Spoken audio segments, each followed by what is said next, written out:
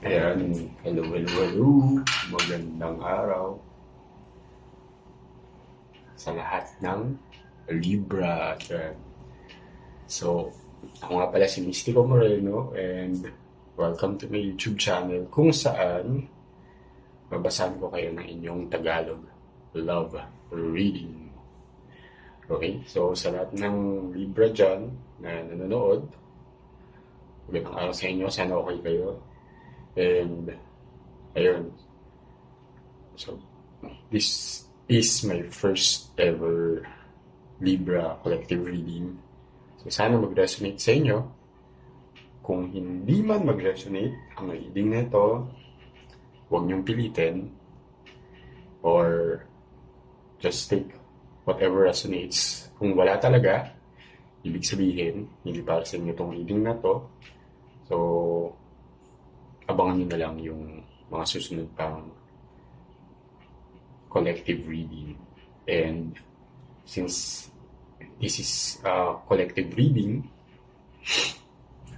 so hindi siya yung personal truth niyo or even a personal tarot reading is not the universal truth. Meron pa rin kayong free will and your own choices.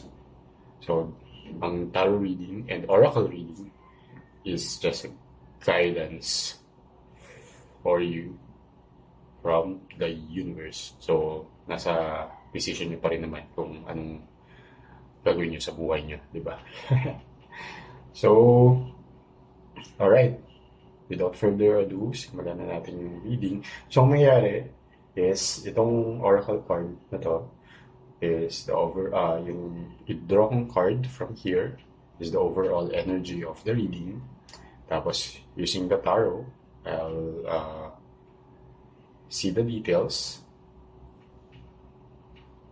or the storyline of the reading. Tapos, itong dalawang oracle cards would be the advice from the universe. Okay. Sige. Ayan. So, na-pre-shuffle ko naman na to. Pero, shuffle lang natin.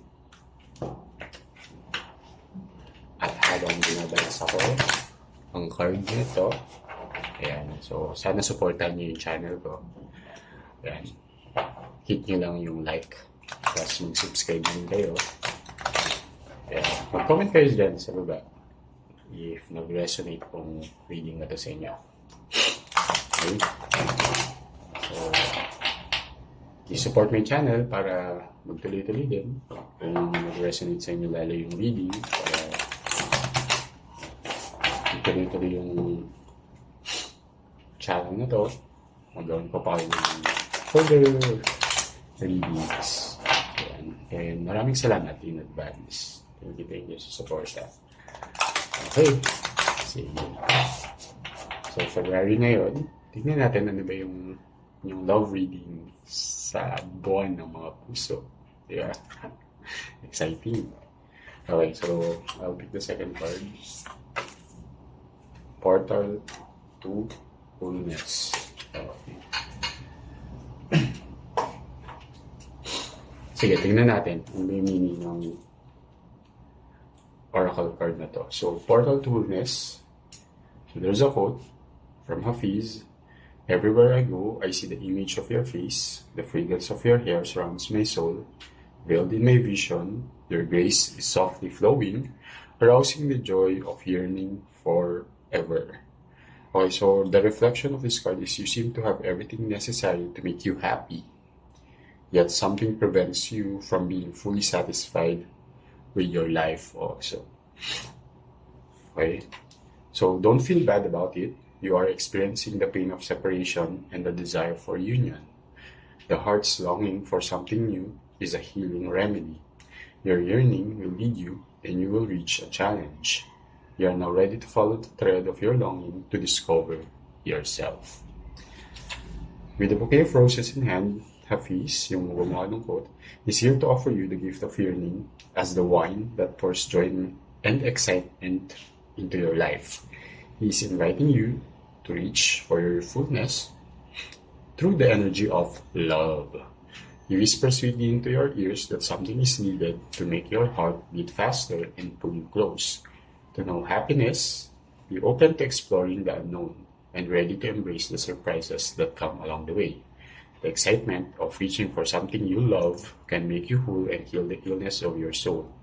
By giving you goals to achieve, your life will soon be in reach. So your mantra is, I am starting on a new and challenging journey to discover my inner needs for having a happier life. So basically, yung sinasabi din nung oracle card na to is, alam mo naman na talaga kung ano magpapasaya sa'yo.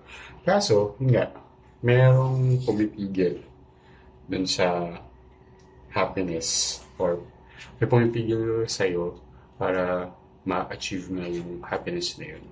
So, looking to it, and since alam mo na nga siya, so yung mga doubts or hesitations, alisin mo na siya. So, kung may kailangang din baguhin sa mga nakasanayan mo na, diba? Na behavior or naging parang na-develop na siya into your personality, diba? It's time to reflect and ayun, para after the reflection, syempre, magiging aware ka na ano yung mga kailangan mong baguhin. At pag aware ka na, syempre, you have to take action. Hindi yung aware ka nga, tapos hindi mo naman gagawa ng action, hindi ganun pa rin. So, ayan. Lalo na ngayon, since it's a love reading, so, yung mga kailangang baguhin, diba? Baguhin mo siya, towards the positive, diba? Hindi magbabago ka para towards the negative. So, yan, para maging happy ang iyong love life, diba? So, tingnan natin, ano yung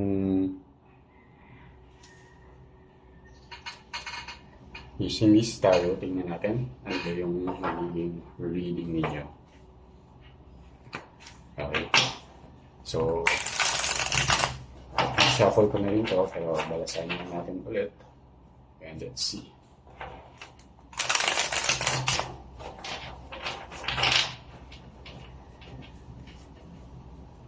So, buwan ng mga puso. Tingnan natin. Sa mga Libra dyan. Kaway-kaway. Palat ng video.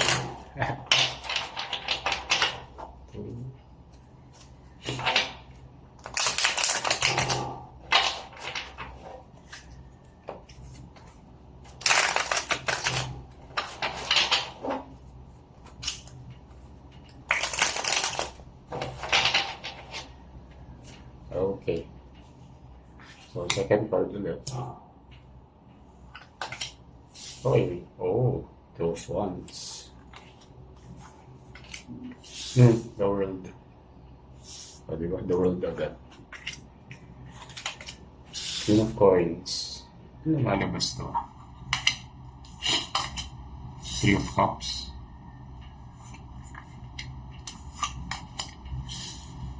The Chariot. Nine of Wands. Eight of Swords. The Sun. Oops, the Hangman. Ang dami yun yung Major Arcana. And last, okay, diba? The Magician. So, ilang Major Arcana niyo? 1, 2, 3, 4, 5. So, half of your reading ay Major Arcana. Top of the deck, Page of Wands. Okay. So, nag-start siya sa Two of Wands. Alright. And, again siya sa The Magician. Okay. So, there's a strong Leo, Aquarius, Scorpio, and Taurus energy. Saka Cancer energy. Alright. Yeah, so nasabit na yung Leo and Gemini Virgo energy. Medyo strong din siya. Doesn't have to na yung person nyo ay nasa sign na yun. Pero yun lang na sasagap kong strong energy. Okay. And some Pisces energy. But anyway, sige. Interpret natin. Alright. So, si Two of Wands is a card of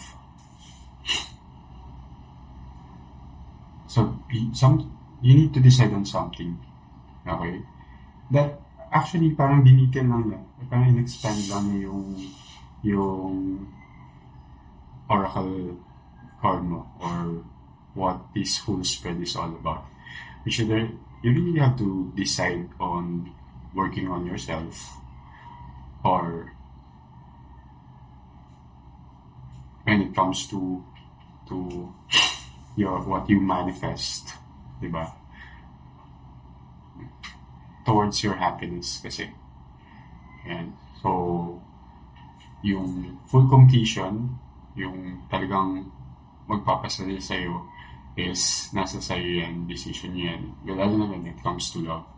Okay? Because there's some abundance once you've fully decided to go to what will really make you happy. Okay? Kasi alam mo na nga kung ano yung magpapasaya sa'yo. So, kung itong tao na to, yung nagpapasaya talaga sa'yo, okay? So, i-go mo na. So, and yun nga, you have to change yung mga kailangan mong baguhin. Mindset mo, yung behavioral patterns mo, and kung aware ka na nga dun sa traits mo na I wouldn't say toxic, but yung mga traits mo na on the negative side. So you have to really work on it. Kung need mo mag-heal, work on it. Kasi yung overall card reading mo naman, ang daming positive cards eh. So, lalo na lumabas si World. So, this is a card of celebration. It's a card of fulfillment. So, it's parang yun nga, the completion niya. Completion when it comes to your happiness. Na related din sa iyong love life. Diba? Kasi this is a love reading. And there will be some abundance. And, yeah. So, si Three of Cups, well, it's also some kind of celebration or connection. It's a card of connection. And it's really when it comes to you and your person, it's really moving forward. Parang papunta na siya to the next level. Yun talaga. So if nag-delete pa kayo, so you might be going for commitment. And there's really some determination for the two of you to really move forward. However, may nagbe-block nga sa inyo, which is this one, si Eight of Swords. So, meron sa inyo, possible na ikaw or yung person ninyo, meron sa inyo na i-stuck sa something, sa situation, maybe sa isang situation. But I can sense na ikaw tong medyo stuck kasi nga dun sa reading, dun sa oracle card sa beginning, di ba nga, something is blocking you to be really happy or to really move forward when it comes to love. Kahit alam mo na siya, pero yun nga yung pumipigil sa yung decision mo to really move or mas maging on the positive side of whatever you need to change. So, may stuck energy sa situation niyo. So, yung more on ikaw nga talaga to. nakukuha kong energy na hindi ka makaka-move forward dun sa like yung sa completion, sa abundance when it comes to love, and yung sa next level ng relationship niyo, hanggat hindi mo nga hindi ka nag-work on yourself, on your healing or what needs to be changed. Kasi, and once again, parang yun nga, parang ni-remind ka lang ulit ni universe na mag-reflect ka. Alamin mo nga yung mga kailangan mo gawin. And magbago ka kasi this is a card of happiness, diba? Of luck. And so, happy naman kayo, diba? And alam mo na nga kung ano yung magpapasaya sa'yo. Pero stuck na, may energy na parang may hindrance dun sa happiness ninyo. Kaya, at the moment, diba, there's some uncertainty. So, si Hangman, so may uncertainty, may pause dun sa supposedly dapat nag-move forward na Chariot, diba? Pero may pause because of what you really need to work on. Okay? So, yung happiness mo, parang imbis na nangyayari na siya ngayon, medyo na-delay siya. Hindi naman sinasabi dito na parang hindi na siya mangyayari. Parang on pause siya. So, there's some uncertainty. So, this uncertainty is something that you really have to decide and work on. Okay? So, kasi minimanifest mo itong love na to eh. And then dito nga, you have, diba? To si Magician is a card of desire and manifestation and willpower. So, yun nga, parang sinasabi din dito na whatever you need to decide, alam mo na yun. Parang alam mo na yung magpapasaya. And you have, kung babalikan natin yung sa oracle card, you know or you have what it takes para mangyari yung gusto mong mangyari, yung happiness na hinahanap mo, yung love na gusto mo nang mangyari sa life mo, diba? So again, if we go back dun sa reading, parang sinasabi, you have everything necessary to make you happy, diba? Pero may energy na nagka-prevent doon. Okay? So, let's see, kung may kailangan i-clarify sa... Sige, tignan natin ano yung... Or sino din, yung parang yung reason ng being stuck. So, let's clarify that. Oh, 10 of coins. Ayun nga. So, ito, yung... I mean, when it comes to the relationship, di ba? Kasi 10 of coins is parang ano siya, yung being settled na kumbaga kunwari din sa completion na the world. So, yung pagiging, yung sure ka na settled ka na with your person, so you're parang happily ever after na sana. And that's actually the goal here. Kaso, dahil na dun sa decision na kailangan mong gawin, so hindi nga siya nagpo-pursue, na i-stuck even that parang goal mo when it comes to love life and relationship, and na magpapasaya sa'yo, ito yung magpapasaya sa'yo, yung you and your person be together and quote-unquote parang live happily ever after, ganyan. Parang yun naman din yung gusto mong mangyari between the two of you. So, kung yun yung gusto mong mangyari, di ba, you have to take action din sa, yun nga yung gusto mong mangyari, pero hindi mo rin ginagawa ng action yung mga kailangan mong baguhin when it comes to, yun nga, yung sa sarili mo, sa mga behavioral patterns mo, or even maybe sa attachment mo, diba? So check Kasi it will really help. So again, this is just a guidance. Okay. So since guidance lang siya, again, sabi ko, you have free will to follow it or not. And may choice ka. Okay? We all have our choices. Okay, sige. So, parang wala naman ang i-clarify dito. So, proceed na tayo dun sa advice from the universe. So, malasahin lang ulit natin. And again, kung nag-resonate sa inyo itong reading na to, comment lang kayo dyan sa baba. Tayo mag-comment.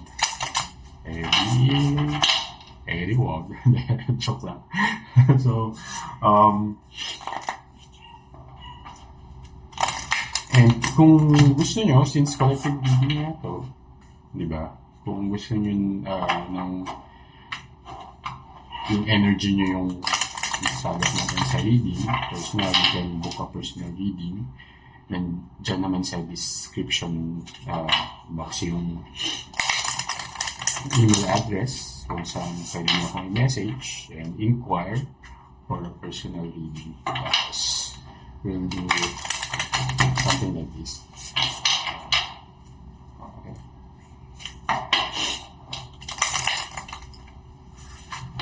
Okay, let's see. Okay, second card. Beginnings. So, di ba? Yung beginning. Simula. Di ba? Once you change, di ba? Hindi ka na stop. And once na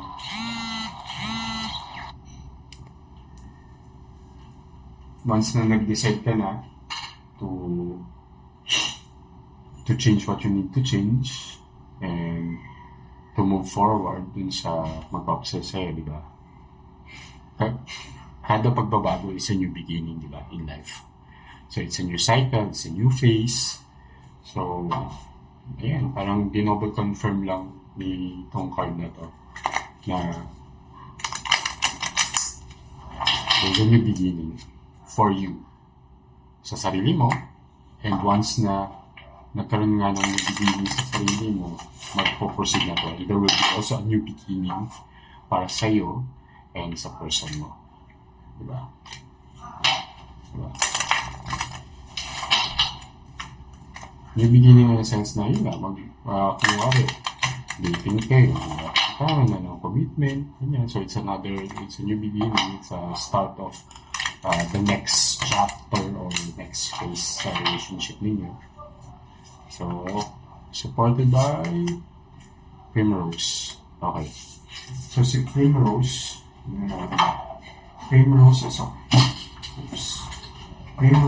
is a card of, let's see. Okay, Primrose is a card of authenticity. So, magpakatotoo ka. So, and it's a card of passion din. So, yeah, so that new beginning, di ba? And yung alam mo naman sa sabi na ito talaga yung gusto mo mangyari. Di ba? Sa life mo. So, push mo na siya and go for it. Okay? So, kung nag-resonate tong reading na to, sana it helped. And, ayun. So far, that's your reading sa lahat ng mga Libra dyan. Sana nag-resonate. Again, if not, huwag niyong pilitin. But I hope, dun sa mga Libra dyan na nag-resonate tong reading na to, this is just a guidance. And I hope it really helped. So, yun lang. Muli ako si Mystico Moreno and maraming salamat hanggang sa susunod na collective love reading. Ayun. Ingat kayo. Salamat. Alright. It's sa susunod na reading. Ingat!